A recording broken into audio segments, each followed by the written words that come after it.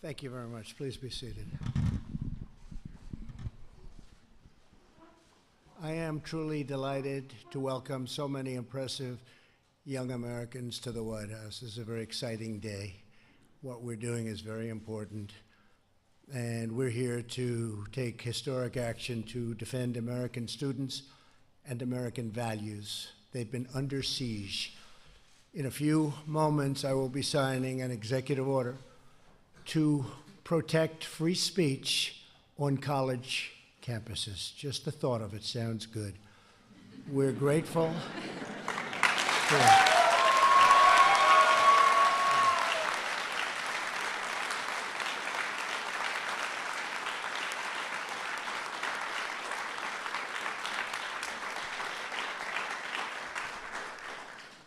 We're very grateful to be joined today by Secretary of Education, Betsy DeVos. Betsy, where are you, Betsy? Hi, Betsy. And Secretary of Health and Human Services, who's done a really great job. We have prescription drugs prices coming down, first time in 51 years. So, Alex Azar, thank you very much, Alex.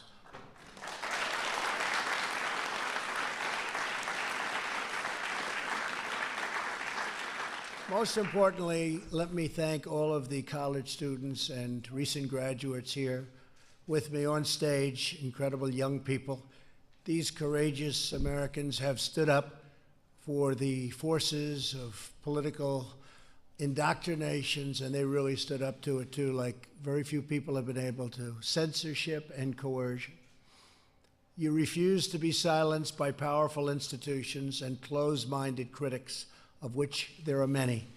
You face down intimidation, pressure, and abuse. You did it because you love your country and you believe in truth, justice, and freedom. And I want to thank you all, everybody in the room, including a lot of folks in the audience, Charlie, a lot of folks. You've fought bravely for your rights, and now you have a president who is also fighting for you. I'm with you all the way, okay? All right?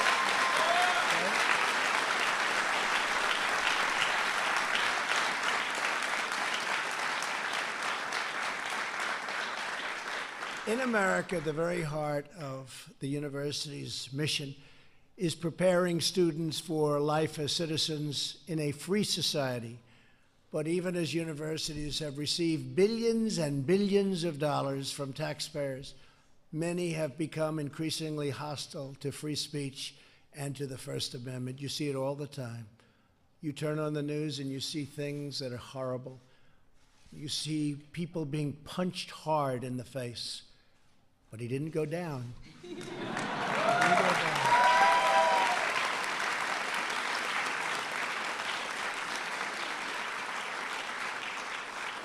I said, you have a better chin than Muhammad Ali, and he had a better chin.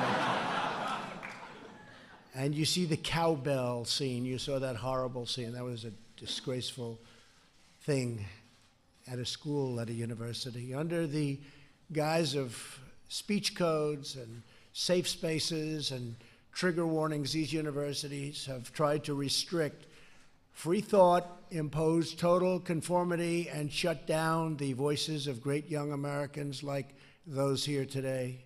It's great people. All of that change is starting right now. We're dealing with billions and billions and billions of dollars.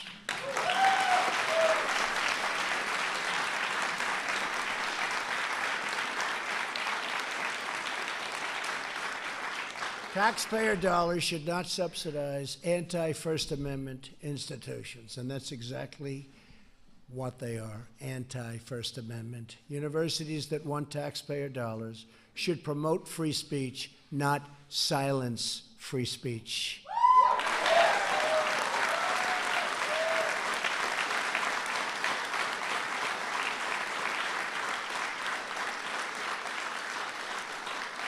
Today's groundbreaking action is the first in a series of steps we will take to defend students' rights. We are proudly joined by several young Americans who can speak directly about ideological intolerance on campus. Here with us is Ellen Whitman, a junior at Miami University in Ohio, a great school. Ellen is the president of Students for Life. In 2017, Ellen planned an annual event to display small wooden crosses representing the lives of the unborn. School officials informed Ellen that she would be required to post signs all over campus providing a trigger warning to other students regarding her display.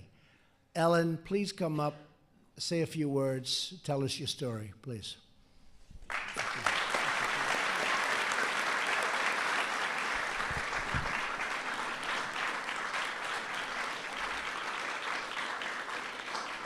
Well, thank you, Mr. President. This is a truly historic day in our country's history.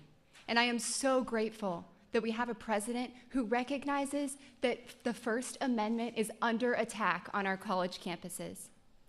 My story is so important because I have seen lives saved through my Students for Life efforts on campus.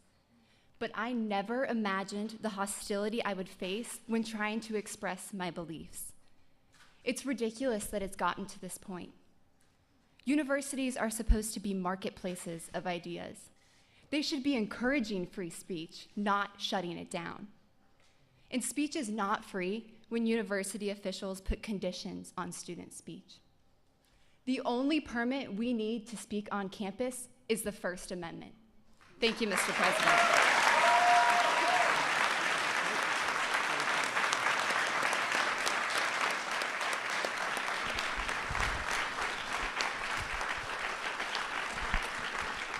You watch, we will be witnessing today some great future political leaders. There's plenty of them in the room. Not just up here, right?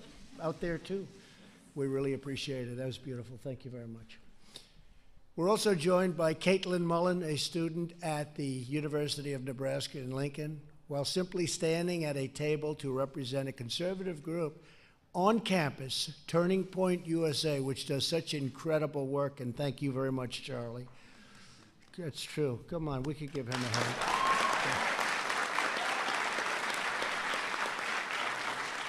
Thank you. Caitlin was approached by staff and a graduate instructor and was berated and cursed at. School officials tried to bully Caitlin into leaving, but she bravely stood her ground. Caitlin, please come up and say a few words. Thank you. Thank you, Mr. President.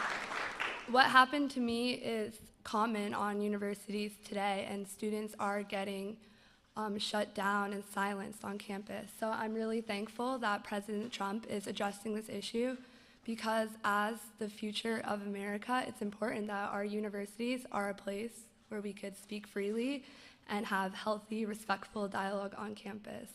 So thank you so much, President Trump, for doing this. No other student should have to go through what I went through on campus. So thank you. Thank you very much.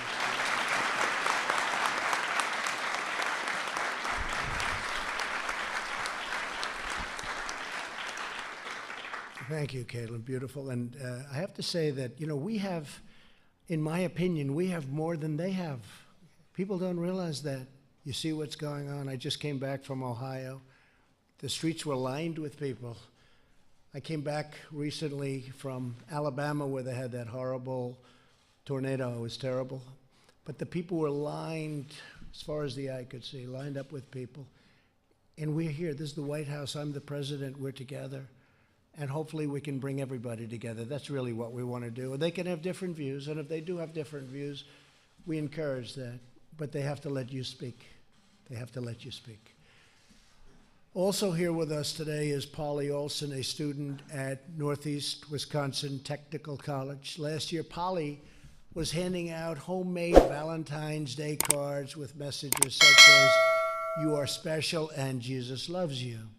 College officials stopped her and told her that she would be restricted to so-called free speech zone because some people might find her cards offensive. I don't.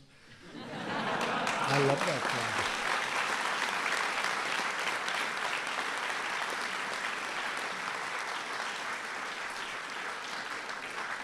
In fact, Polly, give me some. I'll send them around to my friends.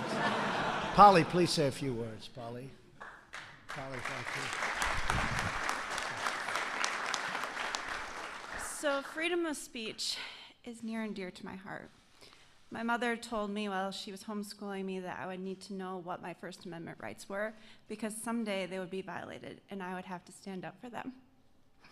So I'm carrying on her legacy of handing out these little valentines, encouraging people to know that they are loved and cared for.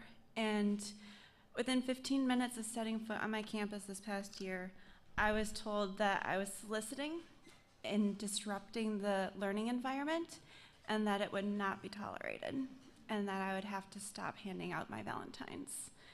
And I contacted some friends of mine and they sent me to Will to have legal counsel because this wasn't the first time the school had done it to me. They had stopped me a few months after my mom died and told me that I was not allowed to do it then. So I went through months of trying to get them to change this policy that they were enforcing. And they told me that they would do it. Well, that was 5 years ago. So now it was time to take action and make them follow through with what they were telling me that they were going to do, trying to shut me up. I'm just one of many students that are out there that universities and schools are trying to shut down, sweep it under the rug, and make them be quiet. And I told them, I'm not going to be quiet this time. I'm going to talk to anyone and everyone I can about our freedom of speech in this country because it's really the core of America's freedom. And without freedom of speech, we don't have America anymore. And so I challenge America to learn to love one another as Christ did on the cross for each one of us. And that speak your differences. It's okay. We are in a country of freedom. And really, that's what's important, is to embrace the diversity that we have here because that's what made America great in the first place. And we need to carry on that legacy of protecting our freedom of speech on campuses and in our workplaces. People at work should not be afraid to express their beliefs. It's our right, it's our freedom. Thank you.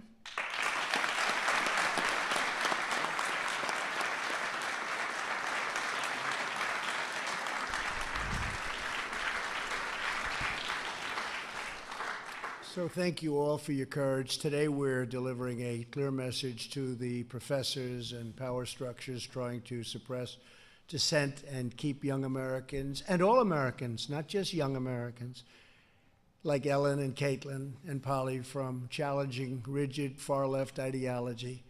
People who are confident in their beliefs do not censor others. We don't want to censor others. They welcome free, fair, and open debate, and that's what we're demanding.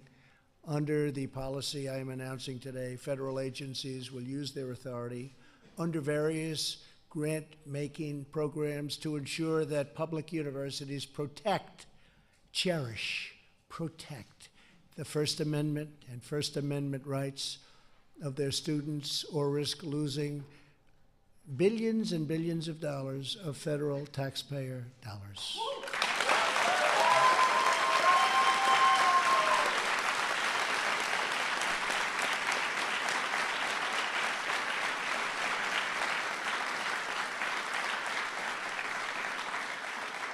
Every year, the federal government provides educational institutions with more than $35 billion in research funding. All of that money is now at stake. That's a lot of money. They are going to not have to like your views a lot, right? We will not stand idly by and allow public institutions to violate their students' constitutional rights. If a college or university doesn't allow you to speak, we will not give them money. It's very simple.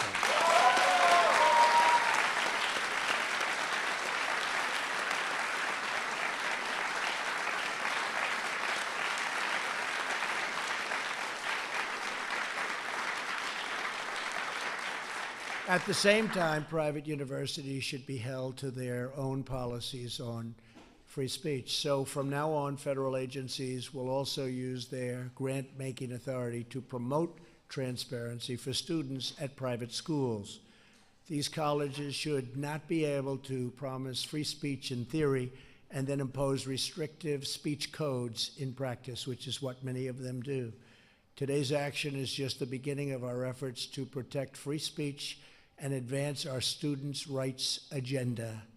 What I've been witnessing over the last long period of time, long before I became president, what I've been witnessing is outrageous. This order will also empower students with vital information about the value of the programs they take on and having to do with debt, student loan debt. I'm going to work to fix it because it's outrageous what's happening. You're not given that fair start.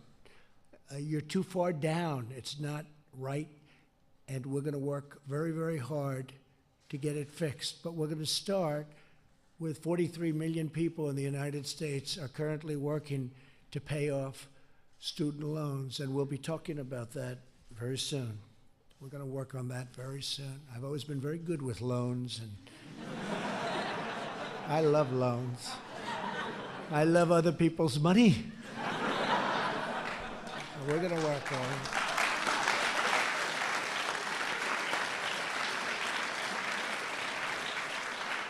Made a lot of money with those loans, and you're going to too. You're going to do something that's going to be fair and good, but we're going to work with you very closely. The average student loan borrower owes roughly $35,000. That's a lot. And in many cases, much more than that. I've seen numbers that go over $200,000. You're behind the eight ball before you start. And yet, typically, students who take loans do not have access to critical information about what career outcomes they can expect from their programs, majors, or fields of study. They borrow more money than they can ever expect to pay off or pay back. Many middle-class American families are getting ripped off, while tax-exempt colleges and large institutions, frankly, they take these tremendous endowments. You look at the money that they have, they're making a fortune. For that reason, I'm directing the Department of Education and the Department of the Treasury to publish detailed information on future earnings and loan repayment rates for every major and every program at every single school. It's very important.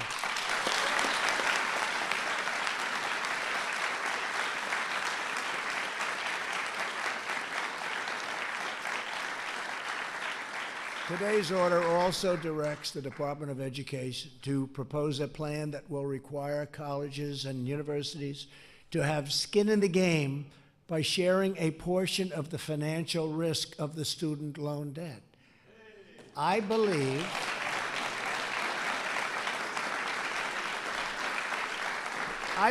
that colleges and universities, their costs have gone up more than anything I can think of. I've watched this. And you watch companies, and they'll keep it the same for years and years, and you watch these colleges and universities and certain institutions where it just goes right through the roof. And the reason, there's no incentive for them to watch costs. You see people at the heads of the institutions being paid a fortune. They don't care because the government loans the student the money. They pay the money to the college, and then the student graduates from college, maybe a very good college, but they graduate, or university, and they're stuck with $200,000 in loans that they won't be able to pay off for a long time. So we're going to make them have an incentive to keep their costs down. Right now, they have no incentive whatsoever. I watched this over a period of time. I figured it out very, very quickly. I'm good at that stuff, believe me. And I just see their numbers go up so rapidly because they just don't have the burden on them, and we're going to put burden on the institutions. We want them to get the best peaches, and the professors and the administrators and the heads, but the numbers are out of reality, and certainly they make it out of reality for students when you have to pay back those loans someday. With today's action and every action to come, the Trump administration will fight for America's students. We're fighting very hard, and remember what I said. We're going to give the student loans where you have way, way over $1 trillion in student loans. We're going to start looking at that very seriously and help some of those students that are just mired in debt. We know that freedom must prevail on college campuses. That freedom is to prosper in America. It's so important. And we believe that greatness must be practiced in our halls of learning, if greatness is to thrive in our halls of government and our corridors of commerce, you're going to have great lives, but I want you to get off to a great start, not a start where you're behind a barricade that just doesn't let you succeed. And we're going to make it much easier for you, this administration, and we've worked very hard on it already. We'll be having some meetings, and we'll be having some very major discussions with some of the biggest colleges and universities, and we're going to have them shoulder some of the responsibility and some of the money that's necessary for you to use in order to get your education. To every student and young American here today, don't let anyone stop you from doing what you know is right, from asking questions, from challenging the powerful, or from speaking your mind. And that's the primary reason we're here right now. You're going to speak your mind. You're going to be fair, you're going to be reasonable, you're going to do it well, and you're going to speak your mind. Never, ever quit. Never give in, and never back down. Keep standing up for your values, for your classmates, and for your country. And you can be certain that every day of my presidency, we will always support your rights and your freedoms and your future. Thank you all for being here. This is a great honor for me. I've been watching this for too long. I've been watching things that are unwatchable, and I don't like it, but we're going to do something about it. See, we like to act as opposed to just watching and saying, oh, isn't that a shame? We don't say that. We don't say that.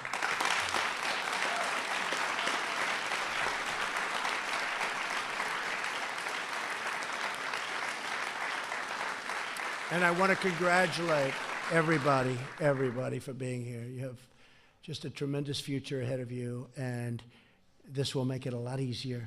And you get that point of view across. And listen to the other point of view. Maybe you can be changed and maybe not. I doubt it. But maybe. You never know. And you know what? If you can, that's okay. And you'll change them too. You're going to change them too. But ultimately, it brings people together. So congratulations. I'll sign right now. Thank you all for being here.